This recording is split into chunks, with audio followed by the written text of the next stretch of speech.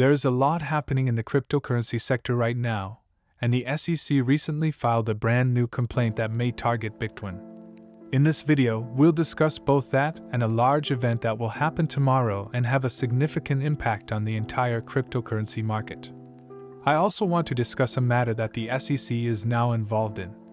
They are currently being beaten up over something that has to do with cryptocurrencies. There aren't many people who are following this case. Yet, similar to the previous SEC case, the judge in the case we'll discuss is utterly sick with the SEC, so I want to talk about what's happening there. Thus, be sure to stay for it. I want to begin by talking about an important event that will happen tomorrow.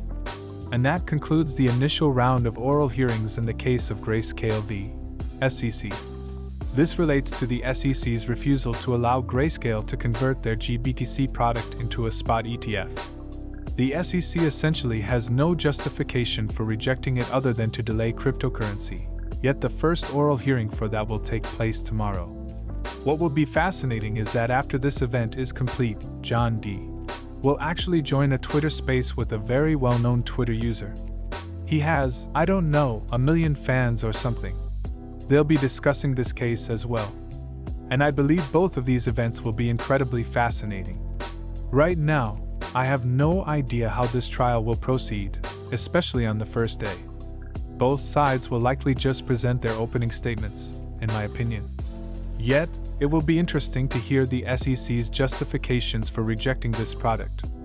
Most industry insiders agree that it doesn't really make sense.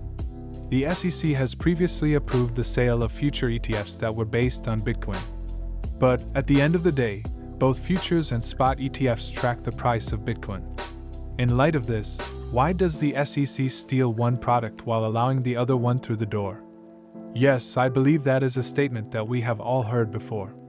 Ethereum is the same. They opened the door for it, just as they did with Bitcoin, and slammed it on XRP. I believe that the same sort of thing is taking place here. It will be interesting to see how the SEC attempts to explain it, if they have any valid justification. Nonetheless, it's unquestionably a significant event for the entire crypto industry, so we'll keep a watch on it. I want to talk about a case that isn't currently receiving much attention. Yet, it's quite intriguing because it appears that the judge in this instance despises the SEC. I'm interested in learning why he despises the SEC so much, and why he calls them out just for that reason. And if the SEC's actions in the Ripple case bear any resemblance to those in its past behavior, so Nance and Voyager are effectively at the center of this lawsuit. For those of you who are unaware, Voyager was a cryptocurrency exchange that enjoyed considerable popularity in the US. They actually had a stock that was traded publicly. And I believe that contributes significantly to retail friction. They did, however, eventually file for bankruptcy. Customers consequently lost everything due to the awful scenario. We have far too many examples of this. Binance, however, was essentially buying all the assets with all the consumer accounts when they arrived.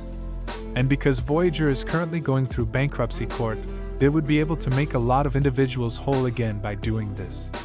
So, individual investors were essentially last in line to receive their money back. In other words, many users who had their accounts taken from them by the bankruptcy court would have a better chance of really getting their money back if Nance was able to buy out all the accounts, as Nance would be a solvent corporation and control all the assets. The second binary actually bought the insolvent firm Voyager, which most lawyers who were following this case said would be advantageous for retail investors. This makes what is happening right now quite interesting. Nevertheless, the second fund arrived and went to execute it. No, this is not permitted. The SEC effectively interjected. This would violate the securities laws. This caught a lot of people's interest. Because, in all seriousness, from what I've seen out there, nearly everyone who knew what was going on here was in agreement that Nance purchasing Voyager would have been beneficial for the product's retail buyers.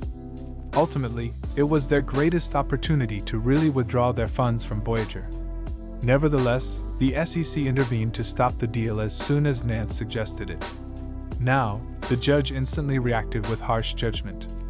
And in fact, this just occurred a few weeks ago.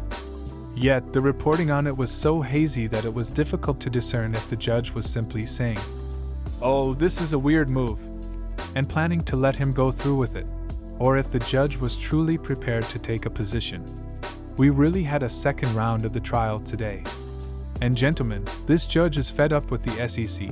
He came out today and rebuked the SEC directly for not bringing any clarity to this sector.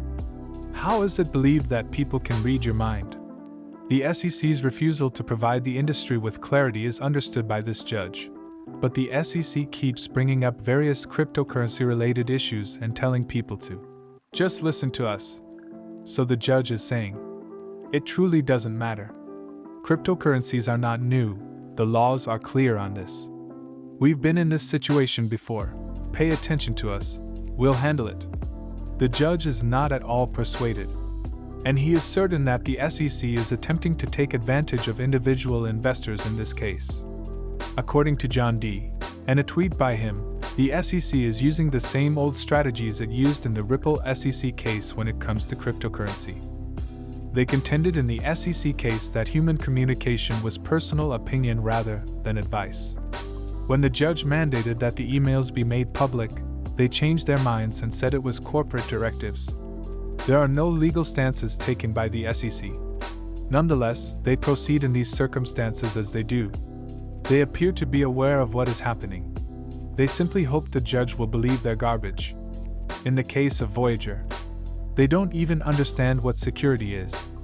They are merely stating the overall deal in which Binance attempted to acquire assets from Voyager. That is one securities transaction in its entirety. The judge is also saying, you can't just state that you know what you're talking about without providing any context. This is, of course, a highly simplified account of what happened.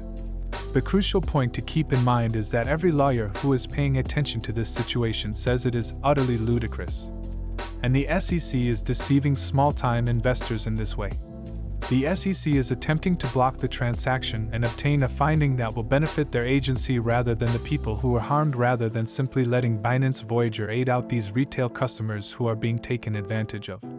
The SEC has once again committed an abhorrent act. Yet, it is so encouraging to see another judge call them out on this that someday the SEC will have to understand that their strategies are ineffective. Many do not accept the SEC's ability to enter these matters and assert there is clarity when there isn't. And their authority will be severely constrained as long as judges continue to emerge who are willing to expose the SEC's bullshit. And if you still want more SEC news, just wait, it will come. I swear, every time I reload my Twitter account, the SEC is suing a brand new cryptocurrency-related business. Also, it appears that the SEC is pursuing Bitcoin in this most recent lawsuit that was brought. They no longer refer to Bitcoin as a security, but they're asserting that the Bitcoin mining hardware and the pooling of user money in these mining pools that might serve as security. Although I haven't had a chance to review the specifics of this issue, it appears that there is now some discussion on whether or not this was a vulnerability. We must keep in mind that some of the activity in the cryptocurrency space involves securities. In this channel, we looked at the Kraken product, and I did come to the conclusion that I believe Kraken was probably providing security. It's vital to notice that this situation's primary problem is not really that. The problem is that no one is clear on what constitutes a security, and the SEC has decided to choose litigation over educating the public. So it appears that the SEC is now targeting mining pools. Although we are suing someone over there for asserting that this mining pool is a security, we do not know the precise characteristics that the SEC believes qualify it as a security. And nobody was aware that there was a security system before this. And many individuals are publicly questioning why they didn't simply register their product. The sensible course of action would be to go in and register the product if it appeared to be a security issue. And as a result, you won't be able to complain if the SEC says, "Oh, by the way, we thought this was a security the whole time." 20 years from now. We just never told you. It's crucial to comprehend. There isn't really a choice about whether to register with the SEC. And in this Ripple situation, we discover this to be true. I frequently state this. Yet one of the few things about the current Ripple SEC lawsuit that I genuinely enjoy is that we are receiving access to documents that we never would have had access to previously. One of the most stunning things we witnessed was Ripple asking the SEC directly how to sell XRP in a compliant way. What can we do to ensure that our business can continue and that we are operating within the parameters that the SEC deems appropriate? And as you may be aware, the SEC advised them to stop selling XRP since there was no way to make it compliant. No system existed for tracking sales. There was no way to guarantee that they were providing sufficient disclosures to safeguard small investors. They only had the option of closing down their company and ceasing to sell XRP, no exceptions. At this point, there is no way to cooperate with the SEC. They are trying to stop whatever they can.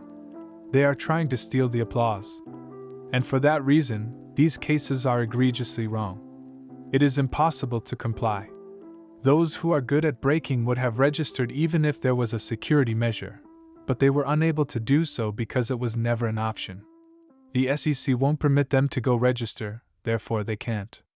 The SEC tries to make it appear as though these businesses are avoiding the law, but all they really want is to ensure that they can profit from it.